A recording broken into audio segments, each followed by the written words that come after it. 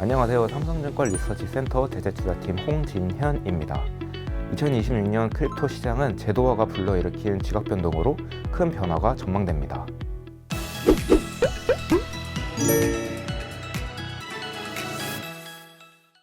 우선 비트코인부터 말씀을 드리겠습니다. 2025년 10월, 11월 큰 폭 하락을 하였죠.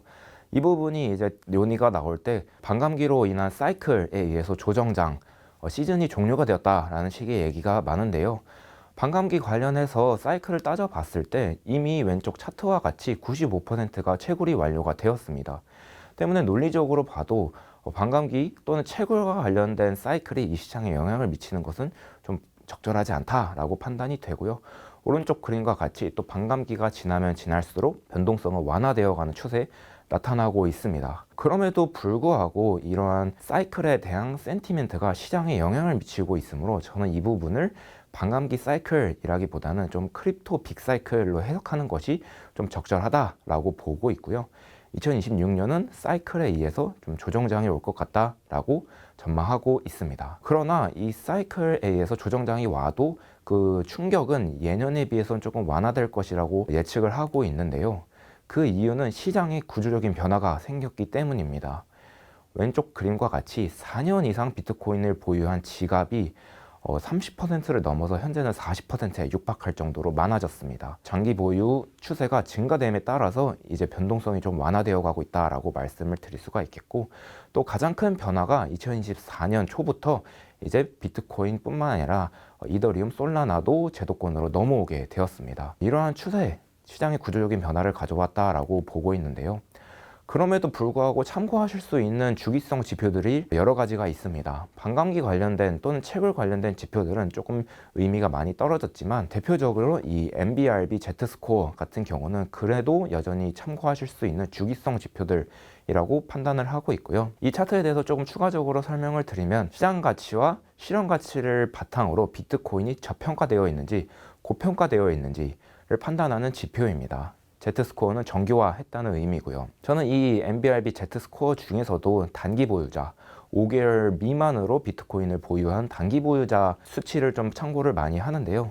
그 이유는 2011년부터 현재까지 단기 보유자들이 한 400만 비트코인에서 500만 비트코인 사이로 보유하고 있었기 때문에 꾸준한 추세 나타나고 있다는 점을 같이 보실 수가 있겠고요. 또 하나 말씀드리고 싶은 것은 고점 수준은 좀 변동성 완화 추세 때문에 그 점수가 조금씩 떨어지고 있지만 저점 수준은 수치를 유지하고 있다는 점입니다. 그래서 마이너스 1 이하로 떨어진다면 역사적 저점 수준임을 파악하는 데 참고하실 수 있는 지표라고 볼 수가 있겠고요. 과거에도 좀 제도권과 관련된 추세 비트코인에서도 나타났습니다. 금리나 아니면 본원통화 비슷한 양상을 띠면서 어느 정도 추세 파악하는 데 도움이 되었는데요. 2024년 이후로 좀 제도권 자금이 이 비트코인 시장에 들어오게 됨으로써 그 상관성은 점차 높아지고 2026년에도 좀 제도권 금융 환경이라든지 아니면은 매크로 환경과 좀 높은 상관성 볼 것으로 전망하고 있습니다. 그 중에서도 이제 미 증시 S&P 500과 그리고 금 가격과의 추이를 한번 살펴봤는데요.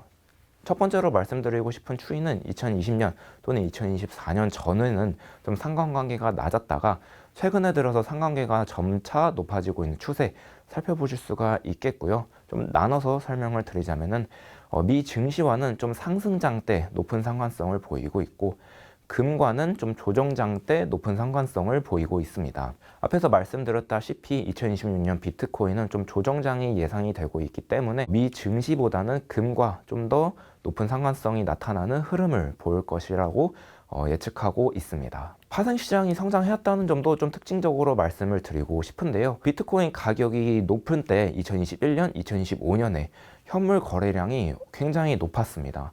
하지만 파생시장, 선물이나 옵션을 따져봤을 때도 2021년 상승장 때는 좀 잠잠했지만 2024년부터 미결제 약정 물량이 이렇게 차트와 같이 급격하게 증가를 했는데요. 제도권으로 본격적으로 자금이 유입이 되면서 CME 파생시장 거래 시장에서도 이 비트코인 파생시장 거래가 활발하게 이루어지고 있기 때문입니다. 해당 차트는 이제 파생시장에서 옵션 선물 미결제 약정 선물 미결제 약정 비율 나타내고 있는 차트입니다. 비트코인 같은 경우는 옵션의 물량이 선물 수준에 육박할 정도로 많이 올라가고 있는 추세고요.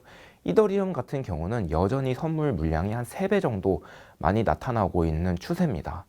선물 같은 경우는 급등락을 대비하는 그런 완충적 해지 용도의 물량이 대부분이고, 옵션 같은 경우는 변동성 조절 같은 전략적 수요가 대부분이기 때문에 선물 같은 경우는 이제 꾸준한 상승장을 추정하고 있다라고 판단할 수가 있겠고, 옵션 같은 경우는 이제 박스권 흐름 전망하고 있다라는 점을 예상할 수가 있겠습니다. 다시 말씀드리면 이더리움 같은 경우는 이제 2026년에도 꾸준하게 안정적인 상승장이 나타나고 있을 것이다 라고 이 차트는 설명하고 있는 거고요. 비트코인 같은 경우는 그 상승장만큼 박스권 흐름이 이어질 것이다 라고 전망하고 있는 것이 해당 차트입니다. 다음은 이더리움 말씀을 드리겠습니다. 이더리움이 2026년 크립토 시장 주도주가 될 것이라고 저희는 전망하고 있는데요. 우선 왼쪽 차트는 이제 체인 간 이동 규모 활성 지표라고 보실 수가 있겠습니다. 2025년 말에 한 9월, 10월부터 그 물량이 급등했는데요. 제도권 자금이 본격적으로 이제 들어오기 시작을 했고, 또 스테이블 코인 유통 측면에서 급등을 했다라고 전망을 하고 있습니다. 또 오른쪽과 같은 그림은 2024년 이후로부터 리퀴드 스테이킹 물량이 급등했다라는 점을 말씀을 드리고 싶은데, 해당 지표는 이제 디파이 시장에 탈중앙화 금융 시장에 제도권 자금이 본격적으로 들어오고 있다라는 점을 보실 수가 있겠습니다. 뭐 단순 이더리움, 솔라나 또 다른 코인들 비교하기에는 조금 어려운 지표들이긴 하지만, 그래도 이더리움이 대부분의 물량을 차지하고 있다라는 점에서 좀 고무적이다라고 살펴보실 수가 있겠고요. 이더리움은 이미 시장에서 기초 인프라를 절반 이상 점유를 하고 있습니다. 개발자 숫자라든지 스테이블 코인 유통, 디파이 TVL, RW TVL 또는 롤업적인 측면에서 절반 이상을 이더리움이 점유를 하고 있습니다. 이런 기초 인프라를 이더리움이 대부분 점유를 하고 있기 때문에 가상시장의 성장 또는 제도권 자금의 유입 모두 다 이더리움이 최수혜를 볼 것이라고 전망을 하고 있고요. 특히나 이 ERC20 이더리움 네트워크 표준 프로토콜입니다. ERC20의 규격을 맞추기 위해서 스테이블 코인 뿐만이 아니라 디파이, 지갑, 거래소, 커스터디 다 이 ERC20 규격을 맞추려고 하고 있습니다. 이미 이더리움 풀 안에 대규모의 자금이, 대부분의 자금이 락업이 되어 있기 때문에 그러한 자금 유동성을 확보하기 위한 움직임으로 판단이 되겠죠. 때문에 점차 이더리움이 이 크립토 시장의 표준 규격으로 자리를 확고히 하고 있다라는 점을 이 ERC20으로 보실 수가 있겠고요. 이더리움이 과거부터 이제 지적되어 왔던 부분이 속도와 비용입니다. 보안이 너무 높기 때문에 속도도 느리고 비용도 너무 비싸다라는 측면인데요. 이더리움의 묘조 체인인 L2 확장을 통해서 그런 속도와 비용 측면을 해결하고자 하는 움직임이 이제 해당 차트입니다. 이제 베이스는 코인베이스가 운영하고 있는 L2 이지요. 그래서 베이스는 이제 이더리움의 속도가 10배 이상 속도를 자랑하고 있다라는 측면에서 속도 문제를 개선하고 있다라는 점을 살펴볼 수가 있겠고, 이더리움은 정말 꾸준히 네트워크 업데이트를 통해서 해당 부분을 개선하려고 하고 있습니다. 올해도 5월 달에 팩트를 업데이트, 그리고 며칠 전에 후사카 업데이트를 통해서 꾸준히 해당 문제를 해결하려고 하고 있고요. 또 보안이 너무 높기 때문에 이제 비용도 높고 속도도 느리다라는 점이 지적되어 왔던 부분인데, 이 높은 보안성이 현재는 오히려 장점으로 부각이 되고 있습니다. 그 이유는 제도권 자금이 유입되고 있기 때문인데요. 제도권이 이제 이더리움 생태계를 활용하는 이유는 보안성이 높기 때문입니다.